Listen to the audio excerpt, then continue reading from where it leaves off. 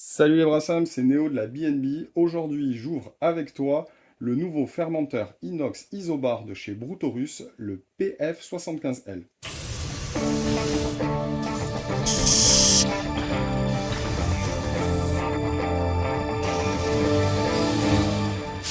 Avant de commencer, on tient à remercier chaleureusement Brutorus qui nous a fourni ce fermenteur pour qu'on puisse vous le montrer aujourd'hui. Et on précise qu'on ne touche absolument aucune rémunération pour faire cette vidéo. Allez, c'est parti. Bon, ça fait une semaine que je vais dans le garage, donc là maintenant, je suis trop impatient. On ouvre.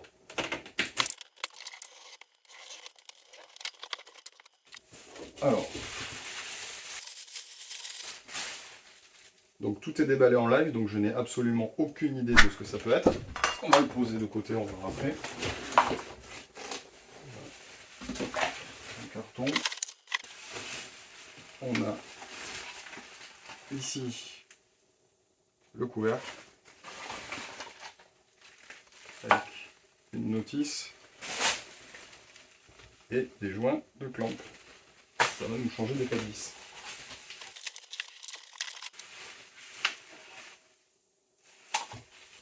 Bon, c'est plutôt bien emballé. Le plastique après.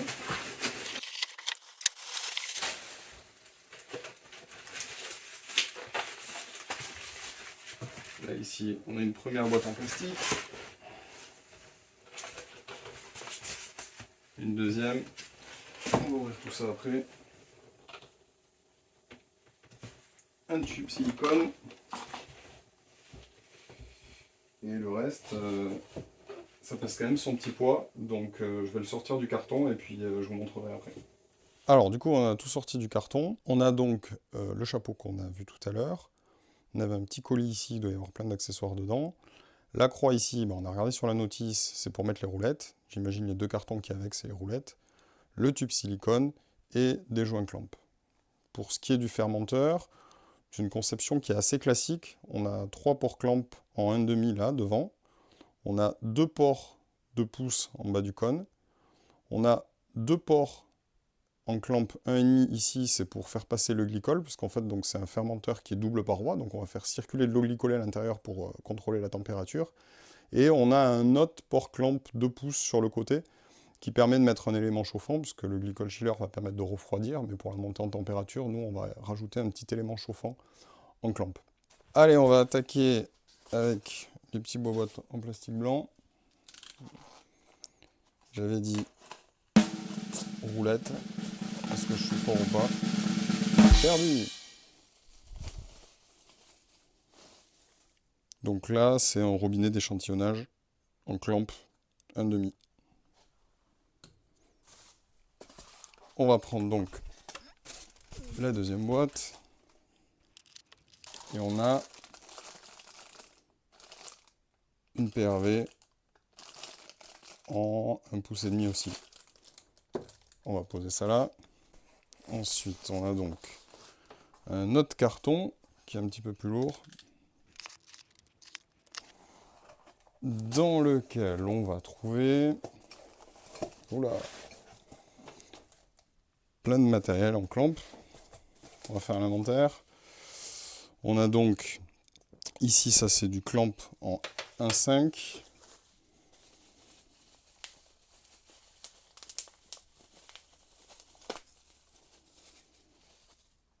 Clamp encore en 1,5.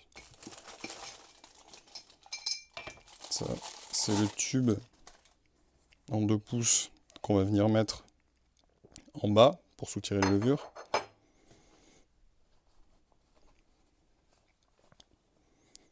Ça, c'est ce qui permet de faire un blue-off avec le tube en silicone qu'on a vu tout à l'heure.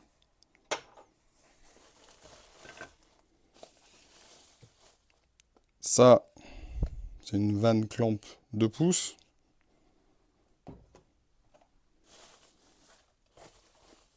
Il y a du matos. Hein. Petit capuchon. Ça, c'est du 2 pouces. Des clamps. Des clamps. Une deuxième vanne en 2 pouces. Je commence à plus avoir de place. Hop.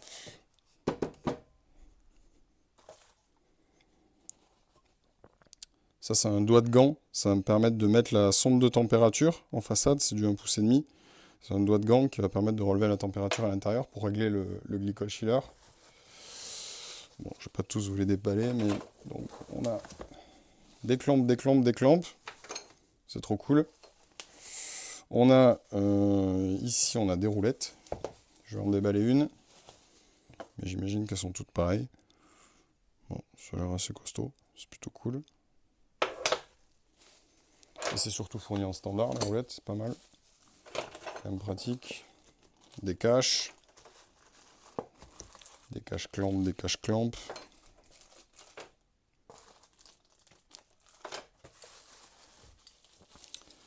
Et ça, c'est le clamp. Ça, c'est le 4 pouces. C'est celui qui va aller se mettre au-dessus du chapeau. Et ici, un nouveau cache. Je vais tout mettre bien à plat sur la table et puis on va faire un récap de tout ce qu'on a sorti. Alors voilà, on a tout déballé.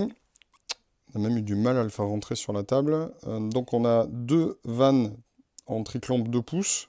Ça va pour aller en bas. On a les 3 roues. On a 3 cache-clampes en 1,5, 2 cache-clampes en 2, un cache-clampe en 4. On a ici donc un embout qui va nous permettre de faire le blow-off. On a un doigt de gant. On va retrouver donc ici 5 clampes en 2, 5 clampes en 1,5. Le coude pour le dump des levures, pour mettre en bas. Le clamp en 4 qui va avec le cache-clamp pour le dessus. Ici on a un petit robinet pour faire les échantillons. Et là on a une spooning valve. Voilà, c'est assez complet, mais on a encore un autre carton qu'il me tarde d'ouvrir avec toi. Du coup, on se demande un peu ce qu'il y a dans ce carton. Je sais que j'avais commandé aussi l'élément chauffant en clamp pour mettre sur le côté, qui n'est pas en standard dans le pack qu'on a pris, c'est en plus. On va ouvrir ça, on va voir, on va découvrir ensemble. C'est pas du live, mais c'est pas loin. En tout cas, le carton n'a jamais été ouvert. Beaucoup de papier.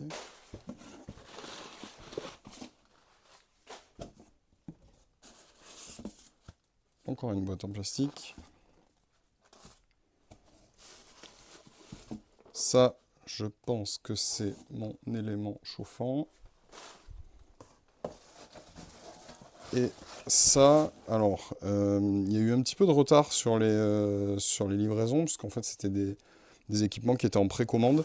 Et je sais que Brutorus a offert des bacs inox pour justifier du retard, enfin en tout cas pour s'excuser du retard. Voilà, c'est quand même plutôt cool, c'était pas prévu et ça fait une bonne surprise. Alors sur celle-là, un petit indice, c'est un mano en fait, en clamp. Hop, on va regarder ça. Il n'y a plus de suspense, il suffisait de lire ce qu'il y a dessus. Voilà. Petit mano en clamp. On va installer ça tout à l'heure. Et ensuite, la deuxième boîte. Plus trop de mystère.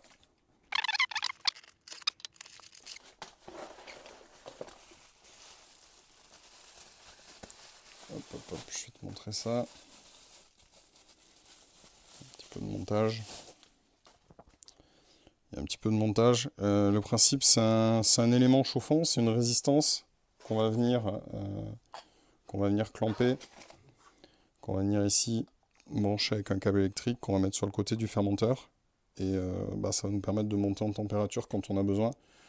Et ça me semble quand même assez indispensable. Je suis pas sûr qu'on le monte là, parce que l'idée c'est vraiment de montrer le fermenteur aujourd'hui, mais on fera un petit réel sur Insta pour vous montrer comment ça se monte si vous avez envie. On va commencer par monter les roulettes, parce que ça sera plus pratique après quand il sera sur roulette pour manipuler. Donc on a lu la notice. En fait, donc il faut positionner cette plaque. On va mettre la première roulette. Je vais dire que jusque là tout va bien. Hop, on va pas serrer à fond. Ensuite, on va mettre... Ça a pris un peu de jeu pendant le transport, mais on va y arriver. Hop. Et le troisième.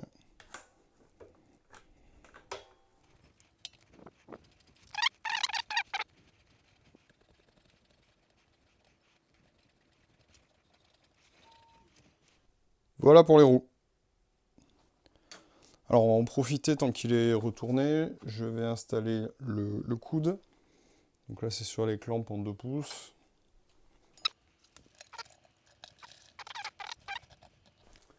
Et ensuite, on va venir mettre la vanne en 2 pouces. Alors comme on te dit tout à la BNB, en fait c'est la deuxième prise. Parce que la première fois, les crans ici, je les avais mis de l'autre côté. Et du coup, en fait, c'était pas bon. Donc en fait, il faut vraiment avoir les crans qui sont face à toi pour monter la vanne. Bon, après, si tu t'en aperçois, ça sera facile à remettre dans l'autre sens. Voilà, ben maintenant, on va le retourner. On va regarder un petit peu à l'intérieur et monter les autres accessoires. Alors, j'en profite pour te montrer un petit peu l'intérieur de la cuve. Alors, je sais pas si tu vas y voir grand-chose parce que bah, l'inox, ça brille avec la lumière. On n'y voit pas forcément grand-chose. Nous, ce qu'on remarque bah, à l'intérieur, bon, c'est plutôt propre, plutôt standard. Il y aura un coup de nettoyage à faire. On voit qu'il y a un petit peu de graisse d'usinage.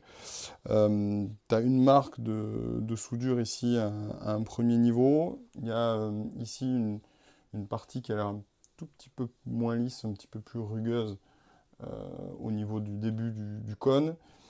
Et on a aussi une petite trace légère au niveau des pieds. Voilà, c'est pas parfaitement lisse à 100%. Il y a quelques, voilà, on voit les traces d'usinage, mais bon, à mon avis, pour faire de la bière, c'est largement suffisant et bien mieux que ce qu'on a pu utiliser jusqu'à présent. Alors du coup, maintenant, on va monter la vanne pour sortir la bière.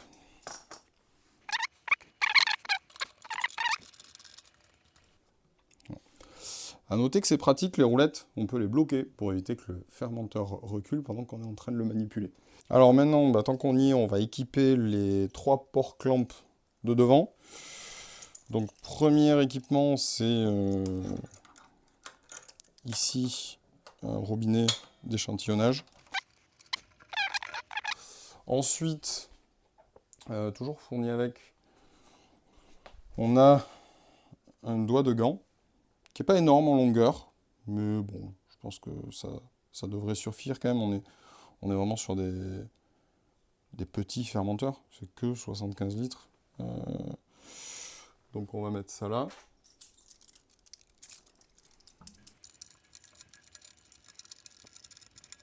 Encore un peu polio avec les clamps, mais ça va s'améliorer.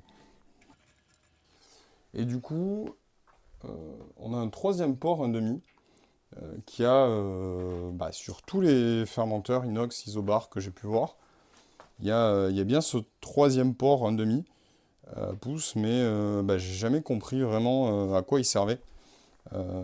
Pourtant, on voit ça sur tous les fermenteurs, donc bah, si tu sais à quoi ça sert, n'hésite pas à nous le dire en commentaire dans la vidéo. Voilà, j'ai un peu du mal à comprendre l'utilité, donc on va mettre bah, un cache. C'est pas grave, d'autant plus qu'il est fourni avec, donc c'est très bien. Et donc là, bon, on commence à être pas mal sur tout le bas du fermenteur. Du coup, on va s'attaquer à la partie haute, au chapeau. Alors maintenant, on va passer à la partie supérieure du fermenteur. J'en ai pas parlé tout à l'heure, mais il est gradué. Là, on est à 19 gallons. Là, on est à 70 litres. Ça veut dire que 75 litres, t'es vraiment au bord du bord. Comme ça, au feeling, nous, on pense que on va faire des batchs de 60 litres, tranquille. Et comme on est un peu bourrin, on risque bah, d'essayer de monter peut-être jusqu'à 65, 66, mais ce sera vraiment le maximum, et en commençant avec de la pression. Du coup, on va mettre le chapeau. Alors, il est un peu sale parce qu'on l'a posé un peu n'importe où dans le garage. Et donc le principe, c'est que tu as un joint autour. Il va falloir venir le caler ici sur le fermenteur. Et ensuite, tu as une espèce de méga clamp articulé qui fait le tour de ton chapeau et qu'il va falloir venir ici mettre. Voilà. Faut bien le desserrer et après là on va venir serrer à fond. Et c'est ce clamp qui va tenir le chapeau et donc qui va permettre de supporter la pression. Maintenant, on va finaliser l'install. On va commencer par, ici, le mano. Alors, le mano, il y a un truc. Je sais pas si tu vois. Là, tu dois voir. En fait, il faut couper le petit bout en plastique ici. Une fois qu'il est installé, j'imagine que c'est pour éviter qu'il, je sais pas, qu'il se vide pendant le transport ou pour de l'évacuation de pression. Enfin bref, il faut penser à couper ça. On va pas le faire de suite. Mais le jour où tu installes ça, pense à le faire. On va mettre un petit joint, un petit clamp.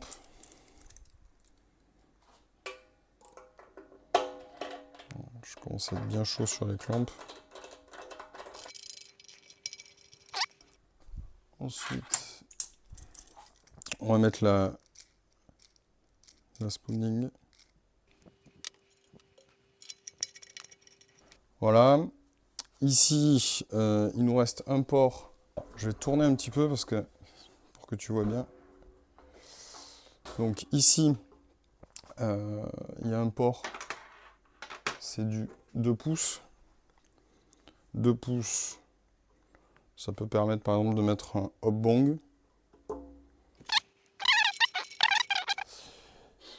Et donc là, le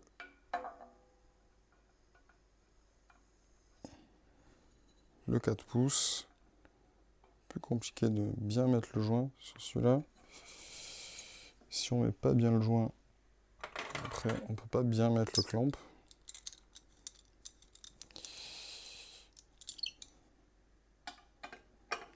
Donc le port 4 qui est souvent utilisé plutôt pour le SIP. Pourquoi? Parce que il est bien au milieu de la cuve. Et sinon, on peut aussi voilà, mettre d'autres accessoires avec des réducteurs ou mettre un hop drop. Tant qu'on est sur le côté, on va en profiter pour regarder ça. Je vais recadrer différemment et j'arrive. Alors, il nous reste plus que 3 clamps à boucher. Alors, sur le côté, ce port-là, je pensais qu'il allait me servir à mettre mon élément chauffant. Et quand j'ai voulu le mettre, je me suis aperçu que, tadam, je sais pas si tu vois, mais en fait, c'est du 1,5. Ce qui veut dire donc que le port 1,5 libre devant, maintenant je sais à quoi il sert. Il va servir à mettre mon élément chauffant. Je sais qu'il existe des éléments chauffants en 2 pouces. Donc en fait, j'imagine qu'on utilise soit l'un, soit l'autre en fonction de la configuration. Et ensuite, ici, tu as 2 clamps 1,5 pour le glycol chiller. Par contre, là, il n'y a pas de joint, il n'y a pas de clamp, il n'y a pas d'embout. Donc ça fait partie de petits accessoires qu'il faut acheter en supplément. Voilà, ça y est, le fermenteur est monté. Alors, je te cache pas que c'est un peu notre rêve de Brassam d'un jour avoir un fermenteur inox isobar double paroi. Donc là, on y est, c'est aujourd'hui. Que dire sur ce Brutorus? Je trouve que la qualité est globalement correcte, même si on a vu qu'il y avait quelques petits défauts, mais pour moi, ça me semble pas rédhibitoire, parce qu'on voit quand même qu'au niveau tarif, là, donc ce pack-là, c'est le fermenteur plus les extra accessoires. Aujourd'hui, c'est 1400 € le 75 litres sur leur site. En précommande, c'était 1000 €. Alors, c'est sûr que c'est de l'argent. C'est sûr que c'est beaucoup plus cher qu'un Fermzilla. Mais si on compare à d'autres fermenteurs inox, le prix isobar, en tout cas, du même volume, C'est un prix qui reste quand même assez correct. Je trouve que c'est plutôt bien fourni en accessoires. Je suis pas forcément fan de la spooling d'origine, puisqu'on n'a pas de liquide pour voir si ça fait glouglou ou pas glouglou. Il manque aussi deux petits connecteurs sur le côté pour la partie glycol chiller. Mais globalement, on peut dire que c'est quand même bien équipé. On a le doigt de gant, on a la petite vanne pour prendre les échantillons, on a les deux grosses vannes en bas pour faire le dump des levures et pour sortir la bière. On a ici le mano en standard. On a quand même pas mal de caches, pas mal de clamps d'origine. On a la petite veste, quand même super important pour éviter la condensation l'été et que ça dégouline et qu'on en ait partout. Donc globalement, ben ouais, on est super content. Maintenant, c'est pas fini. On l'a monté, il va falloir le nettoyer fort. On a vu qu'il y avait des petites traces de graisse, ce qui est normal, hein, surtout fermenteur inox neuf. Ensuite, il va falloir qu'on se commande ben, pas mal de petits accessoires. Nous, on a prévu de mettre en place un SIP voilà, par le haut. On a prévu de faire un gros hop drop. On a prévu, donc il faut qu'on fasse venir aussi un glycol chiller. Bref, il y a quand même encore pas mal de frais, pas mal d'installs. Je pense qu'on va dépenser à peu près 40%, 40-50% du prix du fermenteur en accessoires supplémentaires. Ça ne veut pas dire que c'est indispensable, hein. On aurait peut-être pu faire autrement, mais c'est vrai que là, on a du super matos et donc on a envie voilà, d'avoir tout l'équipement qui va avec. Voilà, que dire de plus? Ben, il nous tarde de l'utiliser, de brasser avec. Si tu veux voir ce que ça donne, eh ben, abonne-toi sur notre compte Insta, sur notre compte Facebook ou à notre chaîne YouTube. Et de toute façon, on va reparler de ce fermenteur très très vite. Allez, à ciao et brasse bien!